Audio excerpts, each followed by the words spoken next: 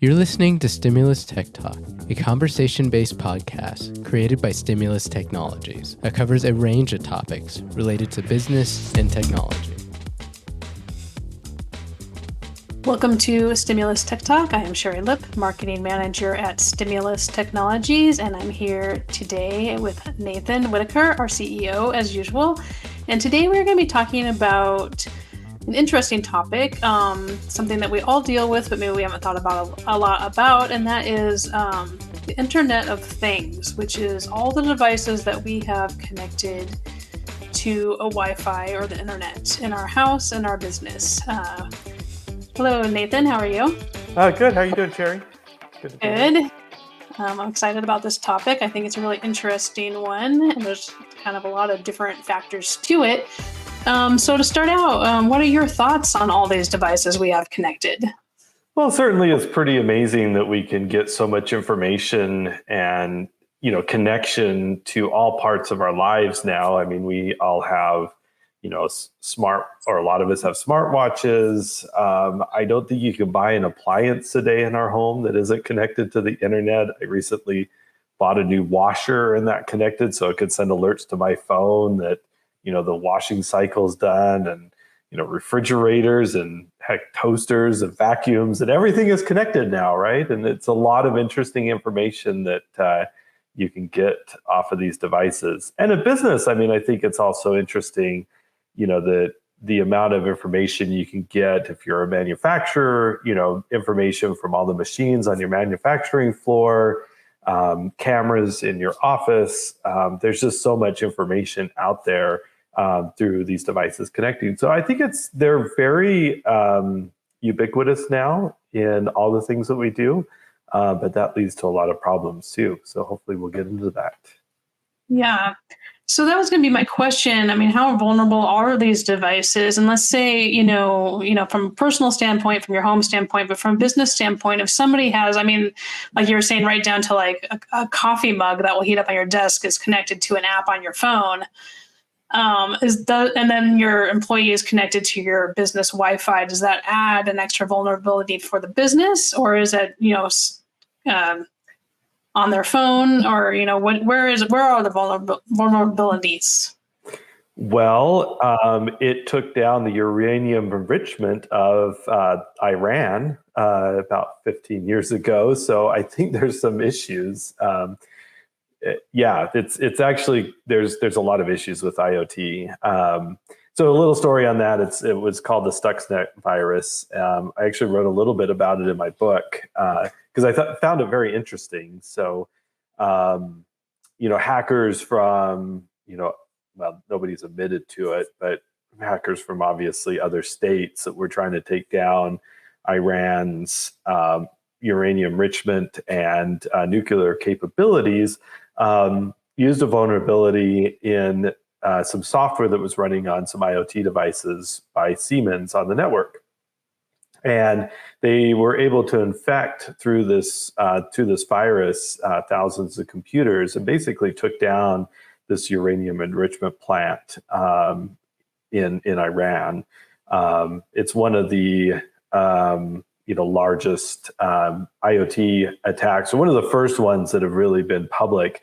And they think that it damaged almost 1,000 centrifuges that they were using to enrich uranium. So certainly a lot of vulnerabilities. Another one, that was around a couple of years ago were cameras. So historically, like surveillance cameras, there was one DVR, digital video recorder device, that was generally connected to the network, and then the cameras were hardwired. But most systems today, the cameras are all network based, whether wireless or wired, and so the cameras are communicating with the video recorder that could be hosted in your office or could be hosted on the internet directly. There's no direct cables or passive connections anymore. And so there was an issue a few years ago on one of the software by Verkada. This was back in 2021 that there was over 150,000 of these cameras that had default information that were publicly accessible. And so you could log in to these cameras, from anywhere in the world. And so, people were scrubbing the internet to find these cameras and, watching, hospitals or schools or prisons or your house or your workplace. And so, definitely an issue with these devices if they're not configured properly. I think that's more of an example here is that, these were installed without proper configuration that left them vulnerable. So, there's certainly a lot of issues that could come about with these IoT devices. What can people do? I know there was kind of a news story a few years ago where somebody, realized somebody was talking to their kid through a Bailey monitor, in their room. So what can people do to safeguard these devices? Because I think a lot of times we hook them up and connect them and we don't really think too much about it. I think the first thing to do is make sure you are setting a new and strong administrative password on the devices. I think that's one of the issues that comes about is whether you do it yourself or you hire somebody to come in and install these devices, they may leave the default administrative credentials or put in credentials that are very easily cracked. A lot of these devices don't have a lot of intelligence in them that prevent brute force type attacks. So it's pretty easy to sit there and just guess the password over and over again. And if you have a short password that's an administrative password, it can be guessed within minutes or weeks. And so that would be the first thing that I would suggest is making sure that you set, new credentials. And then the other thing is I wouldn't recommend any of these devices to be directly accessible outside the network. So what we've seen a lot as I've gone in and, done analysis is, for ease, potentially the IT administrator or the employee that set these up or the owner of the company set these up would do what's called a port forward on their firewall and allow direct access to these devices from outside the network. And that's okay if it's hardened, like if you have security monitoring, if you have a good firewall that can detect brute force attacks on that device. But better way to do it is, setting up VPN access, private access into the network so that these devices aren't directly accessible from the internet. So that would be the better way of doing it is having, a non-direct access to these devices. Now, a lot of them obviously are cloud-based now. And so again, the same thing goes with the cloud-based technology is making sure that your credentials on that software are strong, the passwords are strong, and you have some type of multi-factor authentication to get in there so that these can't be brute force attacks. So that's those, they're basic security principles, but they go along the same ways. And I think a lot of manufacturers are doing a good job now of like forcing you to reset your password. Back in, 10 years ago, it seemed like you'd grab a router or a device out of the box, you'd install it, you could leave it with an administrative password that came with it, admin or admin password or, test 1, 2, 3, 4 or something that was just a really easy password. And it would let you, plug it in, get it working and leave that as default. But now I find that most devices make you reset it to a strong password because this has gotten a bad rap over the years. Do any of these types of devices collect data of any kind? And is there a way for businesses to manage that? There's definitely some collection of data. There, products that are sold in the United States are supposed to tell you what they collect. When you're installing the device and that 20-page service agreement that comes up that you scroll really quickly through and then you say, I accept. It's telling you what they're collecting, and a lot of them do collect information of what's going on. And they're supposed to allow you an opt-out of that information. So if you don't want your data collected, I would recommend opting out. The other scary thing is, buying from reputable companies. There are a few Chinese companies that are banned from selling products in the US because they were found that they actually had chips on the devices themselves that were unbeknownst to the people that were running the software, were sending data back to to China, to the manufacturer. They were monitoring. These were higher end routers that were used by internet companies, but these devices were sending information unbeknownst to the administrators back to the manufacturer. And so there are products that are banned here in the United States for use because of that. So I would recommend, sticking with some of the top vendors. Don't buy just anything you find off of Amazon or whatever website, making sure that these are reputable vendors, because some of these might be able to get in and skirt some of these import laws, and you might buy devices that aren't allowed to be sold in the US. They might be sold under a different name or different practice, and then they still are sending data without your knowledge, which is super scary for sure. Yeah. Are there any security considerations that would be different for personal use and for business use?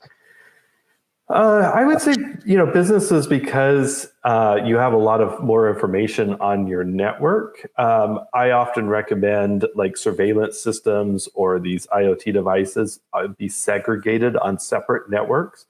So if you have a larger organization, call it more than 10 employees, you would want to set up VLANs, which is a virtual separation of devices on your network, and actually move these devices to a separate VLAN, kind of like what you would do for a public Wi-Fi, so that these devices don't have direct access to the rest of your infrastructure. It's a little more complicated to set up, and you need better networking equipment, but it sure is a huge security uptick to not have these devices plugged into the public internet. Or your private network, the network that's running your other servers, workstations, things like that. For personal use, I mean, that's a little bit more complicated. I think it goes back to the same security practices I recommended before. Buy reputable companies' devices, maybe turn off that anonymous statistical information that's set back to the manufacturer, and making sure that you have strong credentials that are on those devices, so that somebody can't talk to your baby monitor through your baby monitor to your baby, because maybe that, the credentials were left to be default. So those would be for personal use what I'd recommend. And on kind of moving past the security side, do you have any favorite devices that would be used in business? As I mentioned before, the surveillance cameras are really common. There's some really interesting technology. I mentioned manufacturing before. There's some devices that could count production, give you direct information on what's going on the production floor. That's really interesting. I've seen and we've helped companies that are using them for like monitoring water flows or workflows that are going on, like for an environmental company. And then, maybe something else that's interesting is monitoring for flood or temperature monitoring of your server room or your office. So there's environmental monitoring devices, I think, that are good, especially if you have some type of server equipment. Because one of the worst things that could happen is, you're over the weekend, your water heater bursts and it's flooding your office, and floods your entire environment, and you lose not just your carpeting, but could lose a lot of your computer infrastructure. Or, the air conditioner goes off and then your server room overheats, and you might lose some of your equipment. We've seen both of those happen. And some environmental monitoring devices, they're pretty inexpensive, but could tell you if you have a water leak, could tell you if your air conditioner stopped working, and your rooms are getting too hot. So those are some cool devices that are kind of a protection. But from a productivity standpoint, look at what you're doing and see if there's more information you can gather. And there's probably some type of technology out there to help you do it across your network. All right. So it sounds like there's a lot more than just heating up your coffee and your phone app. And kind of wanted to wrap it up. What do you think? We've heard of stories about like we can walk into a store and they're going to scan us to make the purchase. What do you think is the future of these kind of devices? That's probably one of the biggest one. Amazon with Whole Foods has tried that out. I actually had the chance to do that. It was really quite interesting. The shopping cart was a smart shopping cart, and as you put devices in the shopping cart, it was, detecting what you were putting in. And then, at the end, when you were done, you just, as you're walking out, you scan your barcode on your phone and you're completely checked out. So that was an interesting thing that I saw. There's a lot of other cool technology. I think, as you see companies like Tesla, for example, that are using this technology, that all their cars are completely connected, and that's how they're training their software to do the fully automated driving, pilotless, or full piloting cars. So I think the more and more connected we are, the more and more information we can get. Training algorithms, training AI. It needs a lot of data to train that information, and so the more and more we give these systems, the better the computer systems become. Also scary on the other side, from a privacy and security standpoint. Do you want the car manufacturer knowing everything you're doing and how you're driving? And we have to decide as a society how much information we're willing to share. But we want the benefits of it too. So I think it's a balance that we're dealing with in society today. And most of these companies, I think, are striking a reasonable balance, allowing you to opt out if you don't want that information shared. But that's one thing that I'd be looking at, is just deciding for yourself how much information you're sharing and how much connectivity do you want. And that's an individual decision all of us need to make. Yeah, I mean, it's all really interesting. And obviously, there's going to be a lot more security technology along the way as well. But thank you so much for your insights on this. I find it to be a very interesting topic. I do too. It's a lot of fun. I mean, I have a lot of gadgets that are internet connected, and I tend to enjoy it. But just making sure that we're secure on the same thing. So thanks, Sherry, for bringing this up. Yeah, thank you.